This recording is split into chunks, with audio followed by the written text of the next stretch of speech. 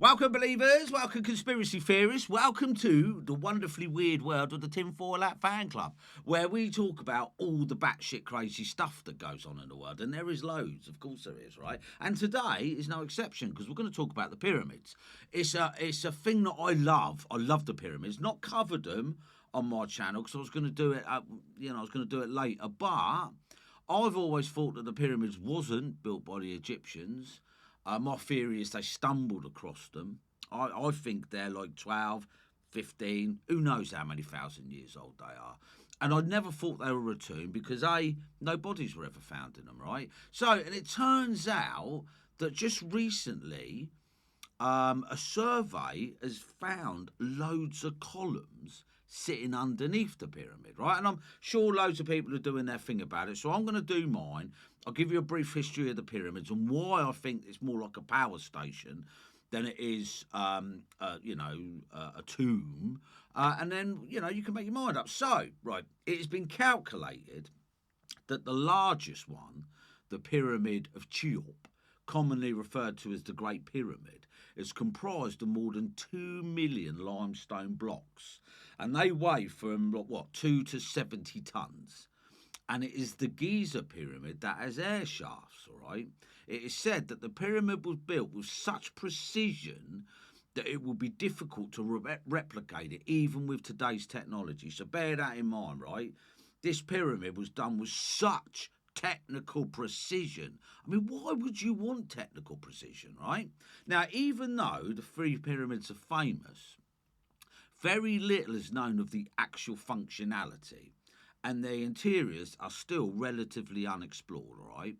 Now, as to be expected, many theories exist not only as to the use of the pyramids, but also regarding the actual date they were built. So, mainstream archaeology accepts that the Great Pyramid, all right, also known as the Pyramid of Khufu, was built roughly around 2500 and commissioned by King Khufu for his tomb. This assumption is based on evidence presented by a Colonel Howard Voice in 1837, in which an inscription was found in a small room bearing Khufu's name. Okay. Now, but it's very, very suspicious, right? However, much controversy surrounds these conclusions. Firstly, most Egyptian funerary structures are bound with texts and inscriptions inside them to assist the passing of the dead pharaoh into the underworld, right? But the Giza pyramid, including Khufu, were devoid of decoration and hieroglyphics, right? So there was no decorations in this tomb and no hieroglyphics. That doesn't sound like a tomb to me, does it? If you're going to make all that effort to build such a massive structure, you would decorate it, wouldn't you? But no, nothing, right? Many have argued that if Khufu had indeed commissioned the building of the pyramid for his tomb, his name would appear prominently inside it. Of course it would, right? On the contrary, his name appears only once, and it's clumsily scrawled in red paint on a wall tucked away in a small room that was blocked from all access and several historians, all right? So people weren't allowed in there. Now, Zekran Stitchen claims the inscription is fake, recognisable through a simple spelling mistake. So if the pyramids of Giza were mistakenly dated based on the period of reign of King Khufu and other pharaohs, it is possible that the pyramids are in fact much older. Curiously, the shafts inside the Pyramid of Giza and the position of the pyramids themselves correspond exactly with the constellation of Orion, but the perfect alignment between the pyramids and the constellation only occurred in the year 10,500 BC. And the same as the Sphinx corresponds with the constellation of Leo and its alignment, but only in 10,500 BC, what would suggest the dating is wrong, all right? Now, disagreements also exist over the construction of the pyramids. I'm not buying that slaves built it, right? The accepted theory is that it took thousands of slaves using iron tools, pulleys, wheels, and available tools of the era, and that the actual construction of the pyramids spanned many decades, right? Other theories include technology to levitate the stones, ancient technology, or extraterrestrial help. So the question I suppose we've got to ask ourselves is, I believe they were built by an ancient civilization that's been lost in time. That is personally what I think. Maybe extraterrestrials out, I don't know. We wasn't around at the time, but my theory is it was an ancient civilization because there are pyramids everywhere, right? So the Great Pyramid has been a long source of mystery for the world. Specialists and lay people alike have been drawn to what it might tell us about our ancient past, with a variety of theories being offered for consideration, right? While there are over 100 pyramids in Egypt, the majority of them, while important and significant themselves, seem to be cast in the shadow of the Great Pyramid. Now, what is it about this pyramid that makes it so great? Well, okay, it's massive for a start. And as we say, it's very, very, very mathematically spot on. Right? Going back as far as the 17th century, there are accounts of numerous explorations into the Great Pyramid that have yielded significant new details of the structure. Right, in more recent times, a flurry of excitement surrounded the mystery of a small shaft discovered in 1872 in the wall of the Queen's Chamber, right? This shaft did not connect to the chamber and was discovered after a rod was pushed into a small crack into a wall but offered no resistance, right? And that prompted Wyndham Dixon, a British explorer, to have the limestone chiselled away, revealing a rectangular opening. And a similar shaft was subsequently found in the north wall, right? And I'm going to put it behind me, all right? Okay, that is what they found in the shaft, right? Now, because of the machine-like technical appearance of the Great Pyramid and the precision with which it was built, in 1977, a bloke called Christopher Dunn started developing a theory that the original function of the Great Pyramid was not a tomb, but a power plant, right? And I'll stick him behind me. That is Christopher Dunn, right? Now, within the context of the power plant, all its attributes and anomalies, features that other theories were unable to explain while they were there, comes into a practical answer, right? Now, the Queen's Chamber, he proposed, served as a reaction chamber, and the shafts leading to this chamber supplied two chemicals that were mixed together to create hydrogen, right? In 1993, he was viewing the explanation of Gutenberg, right? And his little robot. So they got this robot and they put it down the shaft, right? And when it come to the end of the shaft, what is now famously known as Gutenberg's door, two metal pins came into view. And like I say, I will stick them behind me, right? Now, he reckons they look like electrodes. Now, this made sense to Mr. Dunn. He says, for in order to maintain the head pressure in the shafts, they had to be kept full, and the electrodes would serve as a switch to signal replenishment. In 1998, a book called The Giza Power Plant was published incorporating the theory, and I would suggest you check that out, all right? Dunn also suggests that the internal layout of the pyramid indicate a mechanism for generating power, right? He had proposed a theory that the pyramid was a resonating energy generator, using a combination of pseudo-electrical properties of the stone and the Earth's natural electromagnetic fields to produce energy, where some materials like quartz or crystals or limestone can generate electrical charges under mechanical stress. Kind of makes sense, doesn't it, right? Dunn further states that the Queen's Chamber within the pyramid was used to generate hydrogen gas, which then interacted with the other materials within the pyramid in order to create a plasma discharge. This was a form of energy that could have been harnessed and used for various purposes, even though its exact use remains speculative, right? So he is saying that it's a power plant, and you know what? I am going to buy it. I don't quite understand it, but, you know, if you really want to get into it a bit more, check out his book, right?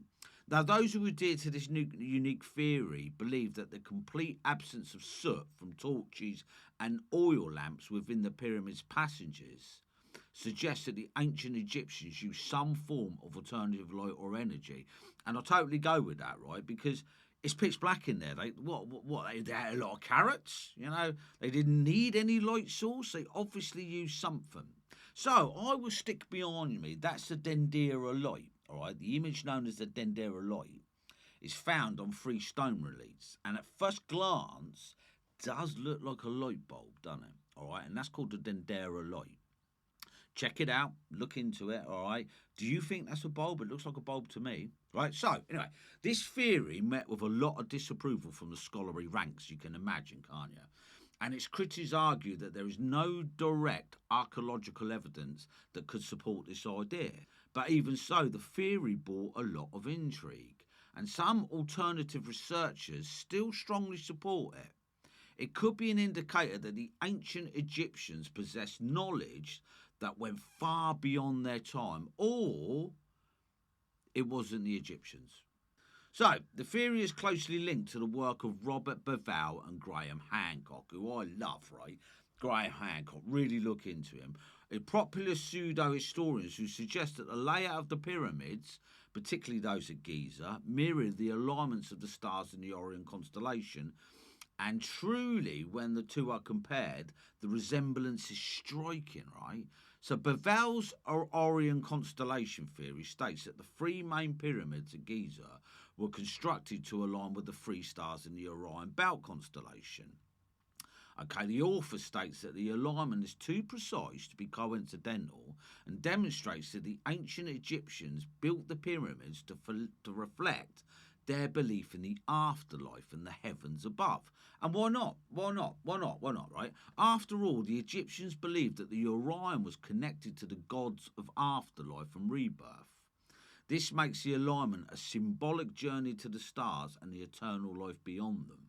All right, so what do you think, right? So it's a bit like the Mexican pyramids. They are also aligned to connect with the Orion Belt, okay? Now, another key feature of the theory is the incredibly precise alignment of the Great Pyramid with 4 cardinal points, right? North, south, east and west. Now, the level of accuracy in the orientation of the pyramids for the true north is unbelievable, deviating only by a fraction of a degree.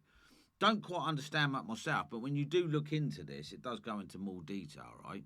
So besides this, the shaft within the Great Pyramid, for long considered to be simply a ventilation shaft, has been suggested to serve as celestial sight lines pointing to specific stars, namely Orion and Sirius. Okay, so look, another theory, right? An ancient energy form is John Cadman, right? A noted researcher, is a prominent of yet another popular theory regarding the secrets of the pyramids, right? His work suggests that the pyramids were in fact part of an ancient hydraulic system designed to harness the power of water. His view is the internal chambers and passages within the pyramid, in particular the subterranean chamber, were created as a way to interact with underground water sources and thus generate energy through water pressure. Not a bad theory, right? Cadman speculates that the floodwaters of the Nile River could have been diverted into the internal system of the pyramid. Right, the water's movement would create a sound wave and vibrations and thus generate energy. His theory is closely connected to the power plant hypothesis and emphasises the role of water as a key component in the energy generating capabilities of the pyramids. And even though there is no direct archaeological evidence again to support such a theory, certain researchers nevertheless point out the proximity of the pyramids to the Nile River and the existence of water erosion marks around the base of the Great Sphinx. All this indicates that the ancient Egyptians could have used water in the pyramid constructions or something similar, right? Well, I'm not going to say Egyptians, whoever were there before. All right, now it does clearly show, if you're into this thing, that the Sphinx has water erosion. You know, there is evidence of water erosion, but that would probably date the Sphinx, 12,000 years old? So, yeah, it's just hard, isn't it? It's hard to get your facts around it, right? Another fascinating theory holds that the pyramids were much more than a tomb, but rather centres for spiritual transformation and healing. The theory suggests that the unique geometric shape of the pyramids, their alignment and orientations allowed them to act as a spiritual antennas. That way, they were channeled cosmic energy or Earth's natural forces to aid healing or spiritual transformation. I love that. I love that. And it is well known, isn't it? Apparently, if you sit under a pyramid, you know, even if you take like tablets for your health, they're meant to be resonated 5 times more efficient, right? So, of course, one of the biggest secrets and the enduring enigma is the creation of the pyramids. After all these centuries and countless research, we still do not know exactly how they were created. There are countless guesses and theories, but nothing has a definitive answer. The sheer size and the precision of which these were built is stunning. And the fact that they were created in, 2100 BC, with fairly crude tools and rudimentary equipment aids to the enigma, because I'm not buying that the pyramids were built by slaves using simple tools, right? The first question everyone asks is how? How did they transport these massive stone blocks? Like we said, many weighing several tons, across great distances and fit them in place to increasingly high positions. Now, for example, the granite stones used in the Pyramid of Khufu were quarried from Aswan, and now that's some 900 kilometres away, right? Considering that the largest granite blocks weigh between 25 and 80 tonnes, moving and raising them must have been a mind-boggling feat back then, right? It's a mind-boggling feat now.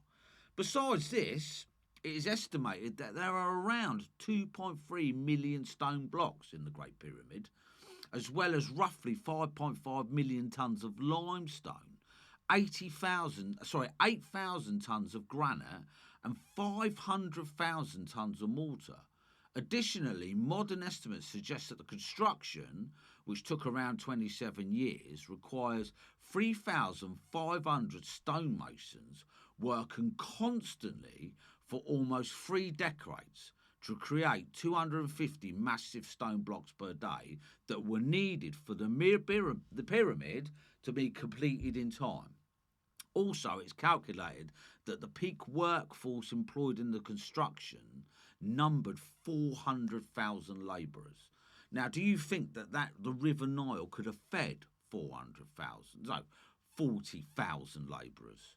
All this, however, does not explain how they were built.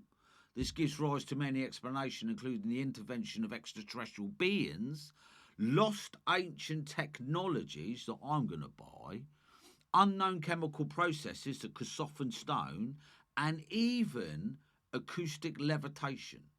And we still don't know for sure. Now, acoustic levitation, that's an interesting one, isn't it, right? So, this takes us comfortably up to what has been found recently, right? So, massive underground structures found beneath Giza's pyramids spark ancient energy grid conspiracy theories. New discoveries beneath the Khafre pyramid reignites theories that each Egyptian's iconic monuments served an ancient energy hub. This is great, isn't it, right? Now, one of the most intriguing discoveries comes from recent research using synthetic aperture radar and Doppler tomography, right? These scans suggest a network of 8 massive cylindrical structures descending deep into the earth beneath the pyramid, right? The structures are hollow, surrounded by spiral pathways and arranged in 2 parallel rows running north to south. At a depth of over 600 metres, these formations appear to merge into one enormous cubic structure, measuring approximately 80 metres per side. The entire system stretches for at least 2 kilometres beneath the surface and extends beneath the Pyramid of Khufu. There it is, right? I'm sure you've all seen it, but mate, that's mind-boggling, isn't it, right? The layout of these underground formations suggests a level of design and engineering that challenges conventional historical narratives. Now, some believe the cylindrical structures could serve as a conduit for energy, sound waves, or even an unknown form of renaissance, right? Others suggest they could be remnants of an ancient technology that I would possibly buy, possibly designed to stabilise or amplify natural forces. Who knows? If the underground network beneath Giza is as vast as it appears, then the pyramids may not be isolated structures, but rather part of a much larger and much more complex system. So we are harking back to the power system, aren't we? You know, so maybe Mr. Dunn was right about his power plant theory, because I always thought that maybe it could be right. Now, ground penetrating radar and electrical resistivity tomograph surveys conducted in the Western Cemetery near the Great Pyramids have revealed additional anomalies. One of the most significant findings is an owl-shaped structure located beneath a previously unexplored area. So they reckon, don't they, that there is anything buried under the sand, isn't it? I mean, if you had a massive Hoover and you just sucked all that sand up, I reckon you'd find loads of weird stuff, right? The formation measures approximately 10 metres by 15 metres, appears to have been filled with sand, indicating that it was backfilled after construction. Beneath this structure, scans reveal a highly resistive anomaly extending to a depth of 5 to 10 metres. The nature of this anomaly remains uncertain, but it suggests the presence of an underground chamber or passage. So, these findings are not the first to suggest that vast spaces may exist beneath the Giza Plateau. Ancient texts have long spoken of underground halls filled with lost knowledge, with some traditions referring to a legendary hall of records hidden beneath the Sphinx. I mean, mate, I'll tell you what, if they did find that hall of records, they wouldn't tell you. Right? While no direct evidence of this hall has ever been found, the discovery of multiple voids and hidden structures beneath the pyramid lends credibility to the idea that much remains undiscovered beneath the sand. Like I said, get a massive Hoover, let's hoover it up, right? Adding to the intrigue is the discovery of the Skani Pyramids north face corridor inside the Great Pyramid of Khufu. This hidden passageway, located just behind the chevron blocks, was first detected using radiography and later confirmed by ground-penetrating radar. The corridor is at least 5 metres long and remains sealed off from the rest of the pyramid. Its purpose is unknown, but its deliberate construction suggests it may have been part of a larger internal system that is yet to be fully explored. And I do believe that the Egyptian government won't let us do it, right? The same research team also identified a much larger void above the Grand Gallery inside the pyramid. The massive space measures at least 30 metres in length, has remained hidden for thousands of years. Again, its function's unclear, but its presence raises new questions about the internal design of the pyramid and whether other hidden spaces remain undiscovered. If such large voids exist within the Great Pyramid, similar structures could be buried beneath the entire plateau, waiting to be undiscovered. So what do you think, right? What do you think? I mean, some researchers have theorised that the underground formation beneath Giza could be connected to an advanced system for harnessing energy. Nikola Tesla once speculated that the pyramids were positioned to interact with the Earth's natural electromagnetic fields, potentially generating or transmitting power. The presence of deep vertical shafts and spiralling pathways suggests that the ancient builders may have understood principles of Renaissance and energy manipulation in ways that we are only beginning to explore. I mean, they do reckon that Tesla had notes, didn't they? Because when he died, the FBI raided his place and nicked everything. You know, maybe Tesla, we all know Tesla was on to something, and apparently it's free energy. I mean, let's face it, mate. I mean, if they ever really knew that the pyramids were capable of giving us free energy, they certainly wouldn't tell you. Now, others have suggested these underground structures could have been part of a lost civilization that predated the unknown Egyptian dynasties, and I'm going to buy that. The possibility that the pyramids were constructed on top of an older system has long been debated, but the recent discoveries provide physical evidence that something far older may lie beneath the plateau. Or it's not older, it's just connected. If these formations are indeed remnant of a lost civilization, it would fundamentally change the accepted history of the region. So, look, I'm going to go back to the fact that maybe the Egyptians accidentally stumbled upon them. What if they were nomadic originally and they just come across them and thought, you know what, these look cool, let's stay here and make a base. So, what do you think? What do you think of it, right? Others suggest that the underground structure may have been part of an ancient water system, similar to the aqueduct-like formation seen in other ancient civilizations.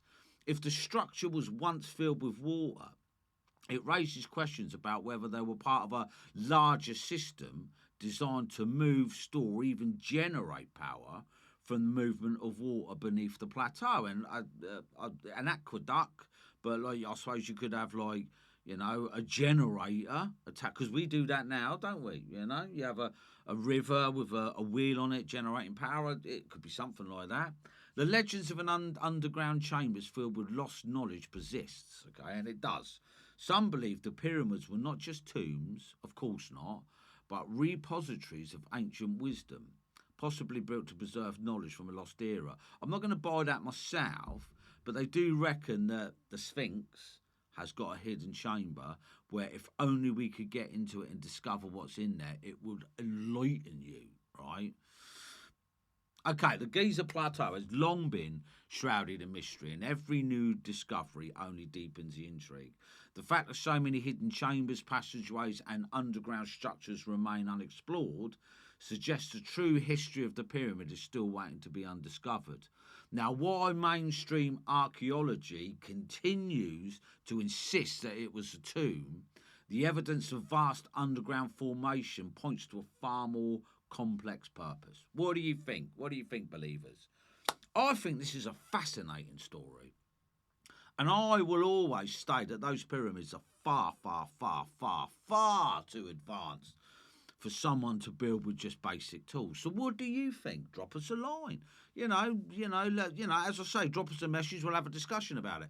Anyway, this was the Tinfoil Hat Fan Club. I'm glad you stuck around. Please like, subscribe, and ding that notification bell, and I will catch you on the next one. Stay safe. Thanks very much.